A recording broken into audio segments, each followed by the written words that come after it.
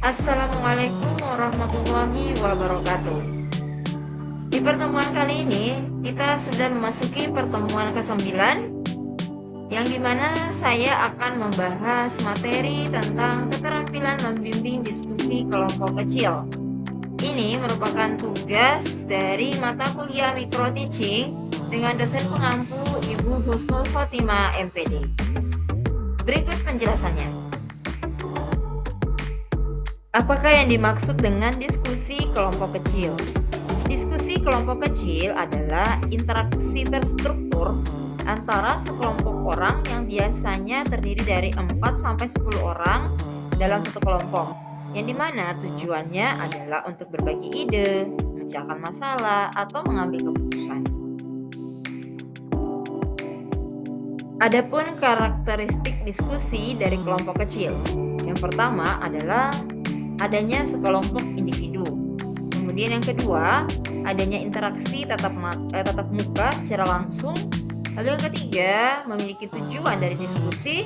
Lalu yang keempat, adanya kerjasama. Serta yang kelima adalah mematuhi aturan yang sudah ditetapkan. Dalam diskusi kelompok kecil, perlu diperhatikan beberapa hal. Yang pertama adalah bagaimana diskusi itu dilakukan dalam suasana terbuka.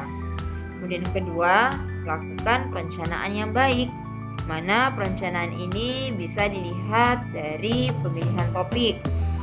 Pemilihan topik itu memperhatikan bagaimana minat siswa, kemampuan siswa, serta bermakna atau tidak. Kemudian yang kedua adalah menetapkan jumlah kelompok. Kemudian yang ketiga, perencanaan juga bisa dilakukan dengan mengatur tempat duduk. Selanjutnya kita akan membahas komponen-komponen dalam membimbing diskusi kelompok kecil. Komponen yang pertama adalah memusatkan perhatian. Di mana memusatkan perhatian di sini bisa guru memusatkan perhatian siswa pada topik diskusi. Kemudian bagaimana caranya adalah dengan merumuskan tujuan dan masalah diskusi secara jelas serta mengingatkan jika terjadi penyimpangan. Kemudian yang kedua adalah memperjelas masalah. Yang dimaksud di sini adalah bagaimana menjelaskan permasalahan yang akan dibahas agar semua siswa memiliki pemahaman yang sama. Selanjutnya, bisa menghindari perbedaan persepsi dengan memberikan batasan-batasan yang jelas. Yang ketiga adalah menganalisis pandangan siswa. Yang dimaksud menganalisis pandangan siswa di sini adalah meminta siswa untuk menjelaskan pendapat mereka dan menganalisis argumen-argumen yang diajukan. Lalu bisa juga dengan mendorong siswa untuk berpikir kritis dan saling menghargai pendapat. Nah, selanjutnya komponen yang keempat adalah meningkatkan kontribusi siswa.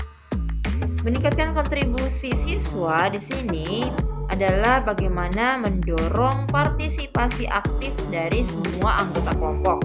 Lalu memberikan kesempatan kepada siswa yang kurang berpartisipasi untuk berbicara. Dan komponen yang kelima adalah menyebarkan partisipasi siswa. Lalu yang keenam adalah menutup diskusi.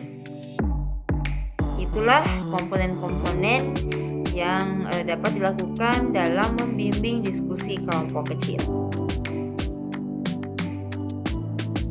Untuk lebih jelasnya, saya akan menjelaskan satu persatu komponen-komponen dari membimbing diskusi kelompok kecil. Yang pertama tadi adalah memusatkan perhatian, di mana memusatkan perhatian seperti yang saya sampaikan sebelumnya. Jadi memang yang pertama harus menentukan tujuan awal diskusi, topik atau masalah. Ini yang perlu diperhatikan. Kemudian yang kedua adalah menandai dengan cermat pendapat yang tidak relevan atau menyimpang dari diskusi. Lalu yang ketiga adalah merangkum hasil pembicaraan sebelum ke tahapan pembicaraan berikutnya.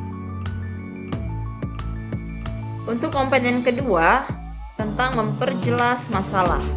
Nah, di sini Yang perlu diperhatikan adalah bagaimana guru mampu menguraikan pendapat hingga menjadi jelas.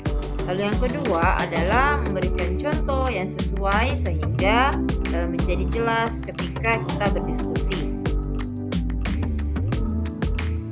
Kemudian yang dimaksud di sini menganalisis pandangan siswa adalah yang pertama, memperhatikan alasan yang mempunyai dasar yang kuat atau tidak. Dan yang kedua adalah memperjelas hal yang disepakati dan tidak disepakati oleh siswa. Lalu dalam komponen meningkatkan kontribusi siswa dalam diskusi, di sini bisa dilakukan dengan yang pertama, mengajukan pertanyaan yang dapat merangsang siswa untuk bisa berpikir. Dan yang kedua adalah memberikan waktu yang cukup kepada siswa untuk berpikir. Dan yang ketiga adalah menyimak pendapat siswa dengan penuh perhatian dan simpati. Lalu selanjutnya menyebarkan partisipasi siswa. Nah, di sini tujuannya pembimbingan di sini adalah siswa memiliki kesempatan yang sama dalam berpartisipasi dalam diskusi. Jadi tidak ada monopoli 1-2 orang saja yang terlihat selalu tampil dalam diskusi atau aktif dalam diskusi. Nah, tujuannya adalah untuk mendorong siswa yang tidak mau berpartisipasi, kemudian mencegah siswa yang suka memonopoli. Lalu yang ketiga adalah mendorong siswa untuk mengomentari pendapat siswa lain. Sehingga jika ini dilakukan, maka diskusi akan berjalan lebih efektif lagi. Dan yang terakhir yang perlu diperhatikan sebagai komponen dalam membimbing diskusi kelompok kecil adalah bagaimana guru mampu menutup diskusi dengan baik. Nah, yang perlu diperhatikan adalah yang pertama, merangkum hasil diskusi bersama siswa. Kemudian yang kedua adalah meminta siswa untuk menilai proses maupun hasil diskusi. Nah, jika semua komponen-komponen dalam membimbing diskusi kelompok kecil kita lakukan, maka insya Allah diskusi akan berjalan dengan baik dan lebih efektif lagi.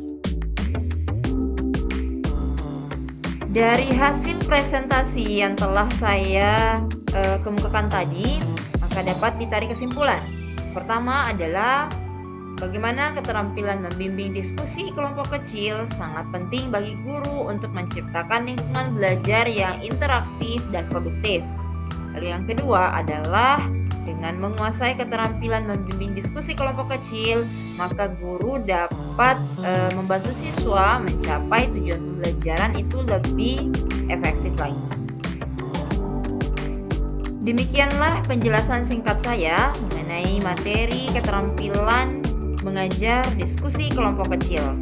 Semoga bermanfaat dan mudah dipahami. Terima kasih. Assalamualaikum warahmatullahi wabarakatuh.